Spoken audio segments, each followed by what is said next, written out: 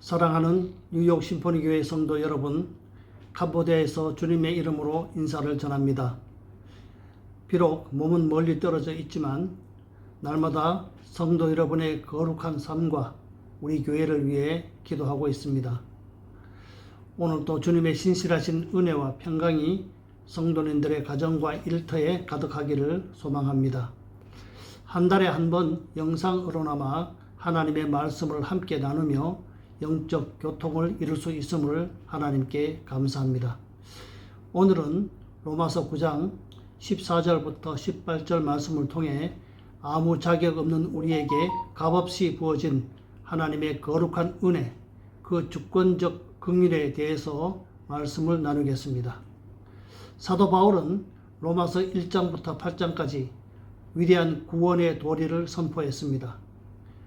우리가 오직 예수 그리스도를 믿음으로 말미암아 값없이 의롭다 하심을 얻었다. 이제 성령님 안에서 그 어떤 세상의 환난이나 곤고나 박해나 위험도 우리를 하나님의 영원한 사랑에서 끊을 수 없다라고 하는 위대한 구원의 약속들이 쏟아집니다. 그리고 로마서 8장 마지막 2절은 확신에 찬 승리의 노래로 맺고 있습니다. 내가 확신하노니 사망이나 생명이나 천사들이나 권세자들이나 현재일이나 장래일이나 능력이나 높음이나 깊음이나 다른 어떤 피조물이라도 우리를 우리 주 그리스도 예수 안에 있는 하나님의 사랑에서 끊을 수 없으리라. 그런데 바로 다음 장인 9장에 들어서면서 사도 바울의 말은 갑자기 무겁게 가라앉습니다. 바울은 내 마음에 큰 근심이 있고 깨어있는 동안에도 그치지 않는 고통이 있다고 눈물로 고백합니다. 8장까지 구원의 기쁨을 노래하던 바울에게 왜 갑자기 이런 깊은 슬픔이 찾아왔습니까? 그것은 남이 아니라 바로 자신의 가족이자 친척인 동족 이스라엘 백성들 때문이었습니다. 그들은 과거에 하나님의 특별한 선택을 받았고 예배와 언약과 율법의 복을 가장 먼저 누렸습니다. 그런데 정작 약속의 주인공이신 메시아 예수님이 이 땅에 오셨을 때 대부분의 유대 동족들은 예수님을 거부하고 구원의 대열에서 멀어졌습니다. 이 비극적이고 처참한 현실을 보면서 주변 사람들은 흔들리기 시작했습니다. 아니, 하나님이 먼저 택하신 백성들이 저렇게 버림받다니, 하나님의 말씀이 중간에 실패해 버린 것이 아닌가, 하나님의 약속도 믿을 수 없는 것이 아닌가 하고 의심하기 시작한 것입니다. 하지만 사도 바울은 단호하게 외칩니다. 그렇지 않다. 하나님의 약속은 결코 실패하지 않았다. 아브라함의 피를 이어받았다고 해서 그 육신적 후손이 다 참된 이스라엘이 아니라는 것입니다. 오직 하나님의 약속을 믿고 그 약속을 따라 태어난 자라야 하나님의 진짜 자녀로 여김을 받는다고 선언합니다. 바울은 이 놀라운 사실을 증명하기 위해 우리가 너무나 잘 아는 야곱과 에서의 이야기를 꺼냅니다. 이 두 사람이 어머니 리브가의 뱃속에 있을 때 아직 세상에 태어나지도 않았고 그들이 어떤 선한 일이나 악한 행동을 하기 전에 하나님은 인간의 어떤 종것도 보지 않으시고 이미 야곱을 선택하셨습니다. 이것은 무엇을 말해줍니까? 구원이라는 것은 인간의 도덕적인 행위나 자격, 혈통에 속한 것이 결코 아니라는 사실입니다. 오직 부르시는 하나님의 절대적인 뜻과 주권에 달려 있음을 분명히 보여주는 것입니다. 그런데 타락한 인간의 이성으로는 이 조건 없는 선택의 교리가 참 받아들이기 어렵습니다. 인간의 어리석은 생각으로는 내 노력과 의지는 아무 쓸모가 없다는 말인가? 하나님 마음대로 하실 거면 우리는 왜 있는 거지? 하며 반발할 수도 있습니다. 내 인생의 주도권을 내가 쥐고 싶어하는 인간의 본성이 하나님의 절대 권위 앞에서 당혹해 하는 것입니다. 오늘 본문은 바로 이러한 인간의 질문과 반론에 대한 성경의 대답입니다. 하나님께서는 그 주권적인 뜻에 따라 구원할 자에게 긍휼을 베푸시고 그 어떤 자는 그대로 내버려 두십니다. 이 신비 앞에서 피조물인 우리는 나의 어리석은 생각을 겸손히 내려놓아야 합니다.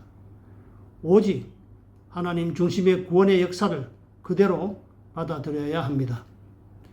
오늘 우리는 본문의 말씀을 통해 나 같은 죄인이 아무 조건 없이 선택받았다는 그 주권적인 긍휼의 진짜 무게를 깨닫기를 원합니다.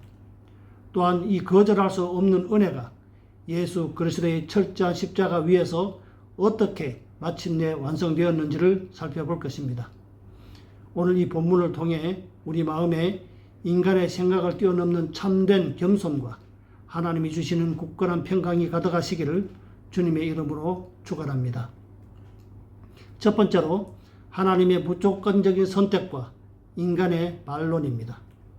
사도 바울은 오늘 본문 로마서 9장 14절에서 구원의 예정에 대해 사람들이 가질 만한 아주 솔직한 질문을 던집니다.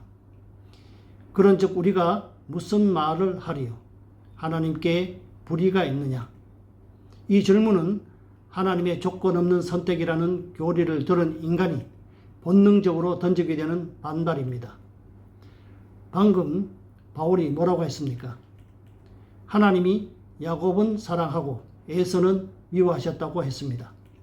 이 말씀은 오늘날 세상 사람들이 말하는 평등 사상이나 공정함과는 정면으로 충돌합니다. 우리 인간은 누구나 똑같은 기회를 받아야 공평하다고 믿기 때문입니다. 아니, 태어나서 착한 일을 했는지 나쁜 일을 했는지 보지도 않으시고 한 사람은 덜컥 택하시고 한 사람은 그냥 내버려 두신다니 하나님이 너무 불공평하신 것 아닙니까? 하나님께 불의가 있는 것 아닙니까? 하고 따져 묻고 싶어지는 것이지요.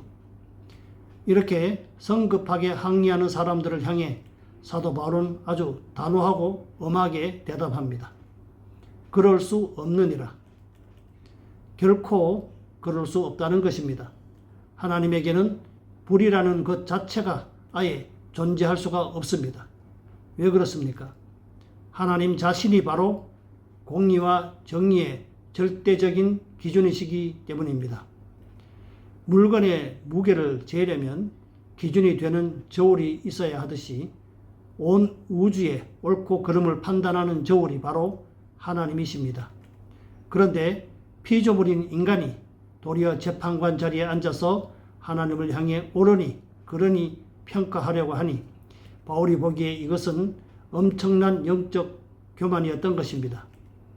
어거스틴은 이 문제에 대해 인간의 전적 타락이라는 아주 뼈아픈 진실 위에서 해답을 제시했습니다. 첫사람 아담이 범죄한 이후로 모든 인간은 어떻게 태어납니까? 뼛속까지 죄인으로 태어납니다. 성경은 의인은 없나니 하나도 없다고 명확하게 선언합니다. 하나님 보시기에 모든 인류는 죄 가운데서 이미 영적으로 죽어버린 시체와 같습니다. 물에 빠져서 허우적거리며 살려달라고 손을 흔드는 수준이 아니라 이미 물 밑바닥에 깔아앉아서 숨이 끊어진 상태라는 것입니다. 만일에 하나님께서 하나님의 엄격한 법과 공의의 잣대로 우리를 대하신다면 우리는 어떻게 되어야 합니까? 모든 인간은 예외 없이 영원한 형벌을 받고 멸망당해야 합니다. 하나님께서 타락한 인류 전체를 지옥 형벌에 처하신다 해도 그것은 조금도 불공평한 것이 아니라 100% 공의롭고 정당한 심판입니다. 이 전적 타락을 먼저 이해해야 비로소 하나님의 무조건적인 선택이라는 은혜의 빛이 보이기 시작합니다. 하나님은 다 죽어 마땅한 죄인들 가운데서 어떤 이들을 아무 조건 없이 주권적으로 선택하여 구원하기로 결정하셨습니다. 이것은 공의를 깨뜨리신 것이 아니라 자비와 긍휼을 베풀어 주신 것입니다. 어떤 동네에 수많은 사람들이 감당할 수 없는 엄청난 빚을 지고 있었습니다. 모두가 자기 잘못으로 진 빚입니다. 그런데 마음씨 착한 동네 부자가 그중 몇 사람을 골라서 아무 조건 없이 수억 원의 빚을 대신 갚아주었습니다. 이 모습을 본 다른 빚진 자들이 그 부자를 향해 왜 내 빚은 안 갚아주냐? 당신은 참 불공평한 사람이다 라고 비난할 수 있습니까? 그럴 수 없습니다. 왜냐하면 그 부자는 본래 그 누구의 빚도 대신 갚아줘야 할 법적인 의무가 전혀 없었기 때문입니다. 몇 사람의 빚을 갚아준 것은 부자의 전적인 선의요, 은혜일 뿐입니다. 빚을 청산하지 못한 나머지 사람들은 그저 자기 잘못에 대한 당연한 대가를 치르는 것뿐이지요. 우리 하나님도 마찬가지입니다. 하나님은 본래 우리 죄인들을 구원하셔야 할 의무가 눈꼽만큼도 없습니다. 구원은 오직 하나님의 기쁘신 뜻에 따라 거저 주시는 주권적인 선물입니다. 칼빈도 하나님의 의지 자체가 정의의 최고 기준이므로 하나님이 행하시는 모든 선택은 선하다라고 했습니다. 구원받지 못하고 영벌에 처해지는 자들은 하나님이 불공평해서가 아니라 자기 자신의 죄 때문에 당연한 형벌을 받는 것입니다. 반대로 구원받은 성도들은 남들보다 착해서가 아니라 오직 하나님의 전적인 긍휼 때문에 구원을 얻은 것입니다. 그러므로 성도는 하나님의 선택에 대해 불평할 자격이 전혀 없습니다. 오직 그 거대한 은혜 앞에 무릎을 꿇고 낮아져서 나 같은 죄인 살려주신 주 은혜 고맙다라고 고백할 것밖에 없는 것입니다. 두 번째로 원하는 자도 아니요 다른 박질하는 자도 아닙니다. 본문 15절을 보면 사도 바울은 하나님께 불의가 없다는 사실을 증명하기 위해 구약 성경에 나오는 아주 유명한 역사적 사건 하나를 인용합니다. 출애굽기 33장 19절입니다. 모세에게 이르시되 내가 긍휼히 여길 자를 긍휼히 여기고 불쌍히 여길 자를 불쌍히 여기리라 하셨으니, 하나님께서 모세에게 이 말씀을 하셨던 때가 언제입니까? 이스라엘 백성들에게 가장 수치스럽고 소망이 없던 그야말로 영적 파산 상태의 절망적인 순간이었습니다. 모세가 하나님으로부터 시내산 꼭대기에서 십계명 돌판을 받고 있을 때 그 산 아래에 있던 이스라엘 백성들은 무엇을 하고 있었습니까? 가지고 있던 금부치를 다 모아서 금송아지 우상을 만들었습니다. 그리고 그것을 향해 이게 우리를 애굽에서 인도해낸 신이다라며 춤을 추고 음란하게 숭배했습니다. 피로 맺은 하나님의 거룩한 언약을 자신들의 손으로 깨어버린 것입니다. 그들은 하나님의 거룩한 진노 앞에 그 자리에서 즉각 불타 없어지고 멸망당해야 마땅한 반역자들이었습니다. 이때 모세가 어떻게 합니까? 목숨을 걸고 하나님 앞에 엎드려 중보 기도를 드립니다. 하나님, 주님의 이름과 영광을 생각하셔서 이 목이 곧고 완악한 백성들을 제발 한 번만 불쌍히 여겨 주십시오 하고 눈물로 매달렸습니다. 하나님께서는 모세의 그 간절한 부르짖음을 들으시고 다 멸해버리겠다는 계획을 거두셨습니다. 그러면서 하나님의 숨겨진 성품과 구원의 위대한 법칙을 계시해 주셨는데, 그것이 바로 내가 긍휼히 여길 자를 긍휼히 여기고 불쌍히 여길 자를 불쌍히 여기겠다는 주권적인 선언이었습니다. 하나님께서 금송아지를 신으로 숭배했던 그 반역자들을 즉시 처형하지 않으시고 살려두신 근거가 무엇입니까? 모세의 간절한 기도 때문이 아니었습니다. 단지 모세의 기도를 사용하신 것뿐입니다. 그렇다고 이스라엘 백성들이 착한 일을 했어도 아닙니다. 그들에게는 눈을 씻고 찾아봐도 살려줄 만한 선함이나 자격이 조금도 없었습니다. 오직 하나님의 주권적인 긍휼하심 때문에 그들이 살아남을 수 있었던 것입니다. 사도 바울은 이 역사적인 배경을 말하면서 구원의 절대적인 원칙을 우리 앞에 선포합니다. 본문 16절입니다. 그런즉 원하는 자로 말미암음도 아니요 다른 박질을 하는 자로 말미암음도 아니요 오직 긍휼히 여기시는 하나님으로 말미암음이니라. 이 말씀은 우리 인간이 가진 모든 자부심과 공로를 완전히 깨뜨려 버리는 엄중한 진리입니다. 여기에서 원하는 자라는 말은 인간의 주권적인 자유의지나 구원을 향한 결단을 뜻합니다. 그리고 다른 박질하는 자는 땀 흘려 노력하는 것, 즉 인간의 윤리적인 행위나 종교적인 선행을 뜻합니다. 쉽게 말해서 인간은 스스로 원한다고 해서 구원을 얻을 수 있는 존재가 아니라는 것입니다. 남들보다 빠르게 살려고 밤낮으로 열심히 다른 박질하고 노력한다고 해서 구원이라는 결승점에 도달할 수 있는 것도 아닙니다. 내 의지, 내 노력, 내 열심은 구원에 있어서 아무런 힘이 없습니다. 구원의 유일한 주도권은 오직 한 분, 긍휼히 여기시는 하나님에게만 있습니다. 하나님의 선택은 마트에 가서 진열된 상품 중에 쓸만한 것을 골라잡는 그런 작업이 아닙니다. 하나님의 선택은 아무것도 없는 상태에서 영적으로 죽어있는 자들을 새롭게 창조해내시는 전적인 주권적 역사입니다.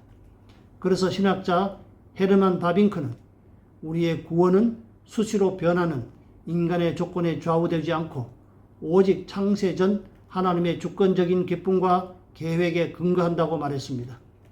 오늘 우리가 성령님의 감동을 받아서 예수님이 나의 구주십니다 라고 고백하고 이 자리에 앉아 예배 드릴 수 있게 된 것도 내가 똑똑해서가 아니라 오직 하나님의 주권적인 긍휼이 우리를 덮었기 때문입니다. 그런데 우리가 여기서 꼭 기억해야 할 사실이 있습니다. 이 주권적인 긍휼은 결코 우리의 죄에 대해 대충 눈 감아주고 넘어가는 것이 아닙니다. 하나님은 죄를 절대로 그냥 넘어가지 못하시는 공의로운 분이십니다. 법을 어긴 죄는 반드시 처벌하셔야 합니다. 하나님께서는 이 엄격한 공의와 우리를 향한 뜨거운 사랑을 한 번에 해결하시기 위해 하나뿐인 독생자 예수 그리스도를 이 땅에 보내셨습니다. 그리고 오늘 우리가 받아야 했던 그 끔찍한 죄의 형벌과 무거운 진노를 십자가 위에서 예수님에게 전부 쏟아 부으셨습니다. 그래서 우리가 바라보는 예수님의 십자가는 하나님의 공의와 죄인을 향한 무한하신 긍휼이 완벽하게 만나 꽃을 피운 자리입니다.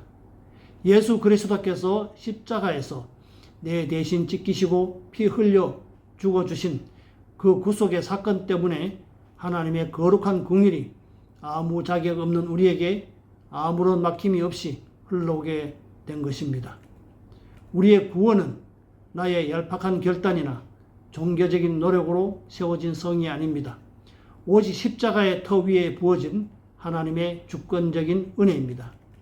오늘도 그 십자가의 긍휼만을 전적으로 의지하며 겸손히 주님과 동행하는 복된 삶이 되시기를 바랍니다. 세 번째로 바로의 완악함을 통해서도 주님의 이름이 선포됩니다. 사도 바울은 이제 하나님의 조건 없는 선택이라는 동전의 반대쪽 면을 설명합니다.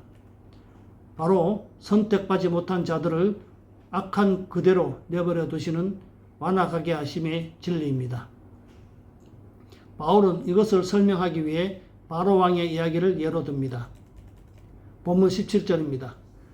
성경이 바로에게 이르시되 내가 이 일을 위하여 너를 세웠으니 곧 너로 말미암아 내 능력을 보이고 내 이름이 온 땅에 전파되게 하려 함이라 하셨으니. 바울은 출애굽기 9장 16절을 인용하면서 당대 최고 대제국이었던 애굽의 절대 권력자 바로 왕 역시 하나님의 주권적인 통치 아래에서 세워진 것에 불과하다고 증거합니다. 바로 왕이 어떤 사람이었습니까? 스스로를 살아있는 신이라 부르며 오만방자하게 굴었던 사람입니다.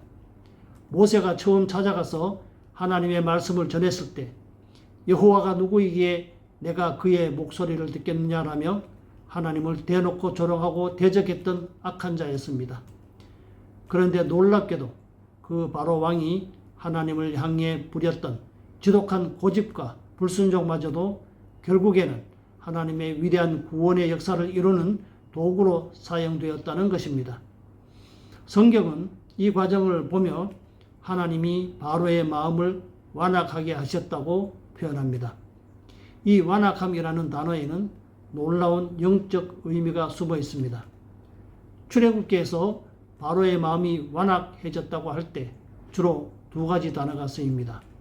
하나는 강하게 굳어지다라는 뜻이고 다른 하나는 무겁게 가라앉다라는 뜻입니다. 당시 고대 애굽 사람들에게는 죽음 후의 세계에 대한 독특한 신화가 있었습니다. 그들이 무덤에 함께 묻었던 그림책 같은 일종의 안내서인 죽은 자의 책을 보면 심판 장면이 나오는데 사람이 죽으면 신들 앞에서 그 사람의 심장 무게를 저울에 달아본다고 믿었습니다. 그래서 그 심장의 무게가 정의를 상징하는 새의 깃털보다 무거우면 죄가 가득한 악인이다라고 간주하여 그 자리에서 영원히 파멸시킨다고 믿고 있었습니다.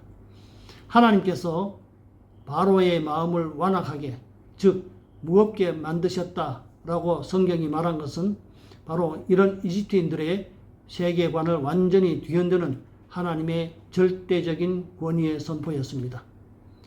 너희는 너희 신이 심장 무게를 달아 심판한다고 믿느냐?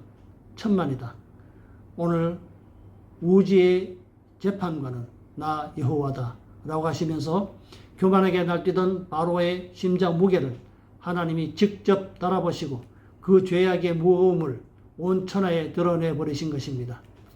바로는 10가지 재앙이 거듭될수록 뉘우치기는커녕 스스로 자기 마음을 더 단단하고 완강하게 굳혔습니다. 그의 심장은 하나님의 공의로운 심판을 받아 마땅할 만큼 죄로 무겁고 딱딱해졌습니다. 그런데 무겁다로 번역된 원어는 성경에서 하나님의 영광을 뜻할 때 쓰이는 단어와 뿌리가 완전히 똑같다는 것입니다. 즉 바로 왕의 마음이 스스로의 죄로 인해 무거워지면 무거워질수록 그 고집을 꺾으시는 하나님의 위대한 구원의 재앙들도 더 무겁고 강력하게 임했다는 사실입니다. 그래서 결국에는 그 바로의 무거운 고집과 심판을 도구 삼아 여호와 하나님의 살아계심과 장엄한 영광이 온 세상과 대대에 전파되는 일이 일어난 것입니다. 그렇다면 여기서 한 가지 질문이 생깁니다. 하나님이 바로의 마음을 강제로 조정하셔서 죄를 짓게 만드신 것인가 하는 의문입니다. 이에 대해 개혁주의 신학자들은 명확한 답을 내렸습니다. 우리 하나님은 결코 죄와 악을 만들어내시는 분이 아니시다. 하나님은 멀쩡하고 착하게 살려는 바로의 마음에 악한 주사약을 강제로 주입해서 죄를 짓게 만드신 것이 결코 아닙니다. 성경이 말하는 완강하게 하심이란 죄인을 그가 좋아하는 정욕 가운데 그대로 내버려 두시는 것을 의미합니다. 로마서 1장 24절, 26절, 28절에 분명하게 말씀합니다. 24절 하나님께서 그들의 마음의 정욕대로 더러움에 내버려 두사. 26절 하나님께서 그들을 부끄러운 욕심에 내버려 두셨으니. 28절 하나님께서 그들을 그 상실한 마음대로 내버려 두사 합당하지 못한 일을 하게 하셨으니. 우리 모든 인간은 전적으로 타락했기 때문에 하나님이 은혜로 붙잡아 주지 않으시고 가만히 내버려 두시면 가속도가 붙은 자동차처럼 스스로 마음을 완악하게 굳히며 멸망을 향해 무섭게 달려가게 되어 있습니다.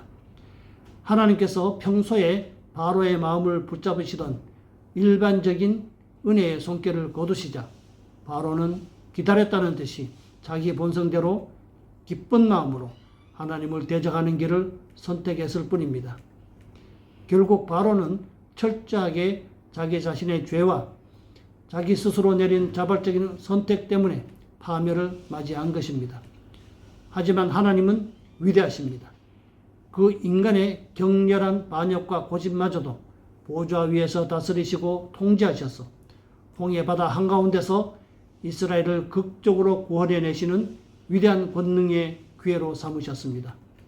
바울은 이제 18절에서 하나님의 주권에 대해 아주 확실한 결론을 내립니다. 그런즉 하나님께서 하고자 하시는 자를 긍휼히 여기시고 하고자 하시는 자를 완악하게 하시느니라. 우리는 하나님의 거룩한 다스림 앞에서 여전히 남아있는 내 고집과 옛 모습을 철저히 내려놓고 깨뜨려야 합니다. 내 인생 속에서 내 자아가 바로 왕처럼 살아 숨쉬고 고집을 부리는 한 내 삶을 통해서는 하나님의 영광이 온전히 나타날 수 없기 때문입니다. 주님께서는 때로 우리의 삶에 고난과 연단이라는 도구를 보내십니다. 왜 그러실까요? 바로 왕처럼 단단해지려는 우리의 고집스러운 자아를 부수기 위한 것입니다. 내 힘을 빼고 내 자아를 무너뜨리셔서 결국에는 내 이름이 아니라 오직 하나님의 영광만을 높이는 진짜 멋진 성도로 우리를 빚어가시는 과정인 줄 믿습니다. 오늘 그 주님의 절대적인 주권과 손길을 신뢰하며 내 고집을 내려놓고 주님 뜻에 온전히 순종하시기를 바랍니다. 말씀을 정리하겠습니다. 오늘 로마서 9장 14절부터 18절까지의 말씀을 통해 우리를 향한 하나님의 주권적인 긍휼이 무엇인지를 살펴보았습니다. 이 예정과 선택이라는 교리는 귀로 듣기에는 딱딱하고 어렵게 느껴지지만 이 진리를 가슴으로 깨닫게 되면 성도의 영혼 속에 세상이 줄 수 없는 풍성한 유익과 올바른 믿음의 성품을 빚어내기 시작합니다. 타락한 우리 인간은 본성적으로 늘 내가 정한 기준, 내 노력, 내 공로를 은근히 자랑하고 싶어 합니다. 내 인생이라는 보좌 위에 어떻게든 내가 왕관을 쓰고 앉아서 발버둥 치려고 하지요. 하지만 오늘 성경은 우리의 구원이 인간의 어떠한 열망이나 노력에 달려 있지 않다고 분명하게 말씀합니다. 오늘 우리가 구원을 얻어 이 거룩한 예배의 자리에 앉아 찬양하고 기도할 수 있는 것은 내 열심이 때문이 아니라 전적으로 창세 전부터 흘러온 하나님의 주권적인 선택과 긍휼 때문입니다.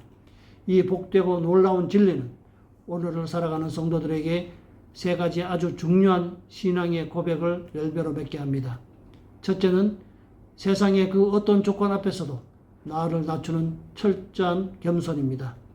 우리는 본래 구원받을 만한 눈꼽만큼의 조건이나 자격도 없던 자들이었습니다. 하나님 편에서 보면 늘 배신하는 사기꾼 같고 도둑과 같은 죄인이 바로 나였습니다. 그런데 그런 내가 에서가 아니라 야곱처럼 아무 조건 없이 택함을 받고 하나님의 자녀가 되는 권세를 누리게 되었습니다. 내 집안이 좋아서도 아니고 내가 남들보다 깨끗하게 살아서도 아닙니다. 100% 거저받은 선물입니다. 그러니 이 사실을 진짜로 아는 성도라면 인생을 살면서 남들을 앞에 목을 곧게 세우거나 자랑할 수가 없습니다. 평생 그 입술에서 오직 감사와 찬양만 흘러나와야 합니다. 둘째는 세상이 아무리 뒤흔들려도 결코 요동치지 않는 굳건한 평강과 위로입니다. 만약 우리의 구원이 내 얄팍한 결단력이나 밤낮 없이 열심히 달리는 내 다리의 힘에 조금이라도 의지하고 있다면 어떻게 되겠습니까? 우리는 매일 불안에 떨며 살아야 했을 것입니다. 조금만 은혜가 떨어지거나 죄를 지으면 내 구원이 취소되면 어떡하지 하고 불안해 했을 것입니다. 하지만 얼마나 감사합니까? 우리 구원의 시작과 끝은 변함없으신 창조주 하나님, 그 전능하신 긍휼의 손안에 꼭 붙잡혀 있습니다.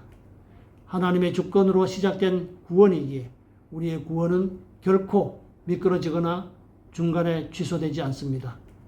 이 세상 그 어떤 환난과 풍파가 찾아와도 주님이 붙드신 손을 놓지 않으시니 마음의 굳건한 평안을 누리시기를 바랍니다. 셋째는 죽어가는 이웃과 동족을 향한 눈물의 기도와 복음 선포입니다. 하나님의 이 절대적인 선택을 올바르게 깨달은 성도는 결코 믿지 않는 세상을 향해 호도순 치거나 예수 안 믿으면 다 지옥에 나가라며 차갑게 외면하지 않습니다. 오히려 오늘 서론에서 보았던 사도 바울처럼 내가 그리스도에게서 끊어질지라도 내 동족이 제발 돌아왔으면 좋겠다라고 하는 애타는 사랑과 눈물을 품게 됩니다. 왜 그렇습니까? 저 완악해 보이는 이웃 중에 하나님이 감추어 두신 구원받을 영혼이 분명히 존재한다는 사실을 믿기 때문입니다. 내 능력으로 사람을 변화시키는 것이 아니라 하나님의 주권적인 은혜가 임하면 저 완악한 심장도 단번에 깨어질 것을 믿기에 우리는 더 기쁘고 당당하게 전도와 선교의 사명을 걸어갈 수 있는 것입니다. 오늘 말씀을 가슴에 깊이 새기시기를 원합니다. 나의 잘남을 내려놓고 나를 조건 없이 살리신 그 주권적인 하나님의 은혜만을 자랑하시기 바랍니다. 내 고집은 십자가에 못 박고 오직 주님의 선하신 통치에 온전히 순종하며 살아가는 참된 믿음의 성도들이 다 되시기를 바랍니다. 사랑하는 성도 여러분, 우리가 있는 장소는 멀리 떨어져 있지만 우리를 부르신 주님의 은혜와 십자가의 보혈은 동일하게 우리의 심장을 띄우고 있습니다. 캄보디아 땅에서도 뉴욕 심포니교회 성도 여러분 한 분 한 분을 가슴에 품고 늘 기도하고 있습니다. 여러분께서도 이곳 캄보디아 땅에 하나님의 나라가 힘있게 확장되고 죽어가는 영혼들이 주님의 긍휼을 입어 돌아오도록 계속해서 기도와 사랑으로 동력해 주시기를 부탁드립니다. 다음 한 달 동안 또 오직 주님의 그 거부할 수 없는 은혜만을 의지하며 승리하시기를 주님의 이름으로 축원합니다. 기도하겠습니다. 아버지 하나님, 은혜를 감사합니다. 죄와 허물로 이미 죽었던 우리를 만세전에 아시고 주권적으로 택하여 주시니 감사드립니다. 우리의 구원이 나의 자격이나 원함이나 다른 박절에 있지 않고 오직 긍휼히 여기시는 주님의 보혈에 있음을 겸손히 고백합니다. 성도의 마음속에 있는 교만과 자기 자랑을 무너뜨려 주시고 오직 주님의 은혜만을 찬양하게 하여 주시옵소서. 바로왕처럼 고집스러운 자아가 날마다 십자가 위에서 죽어지게 하시고 오직 주님의 영광만이 성도의 가정을 통해 온 땅에 전파되게 하여 주시옵소서. 어떠한 연단 중에도 구원의 확신 속에서 평강을 누리게 하시고 잃어버린 영혼들을 위해 눈물로 복음을 전하는 신실한 삶을 살아가게 하여 주시옵소서. 예수님 거룩하신 이름으로 기도하옵나이다. 아멘.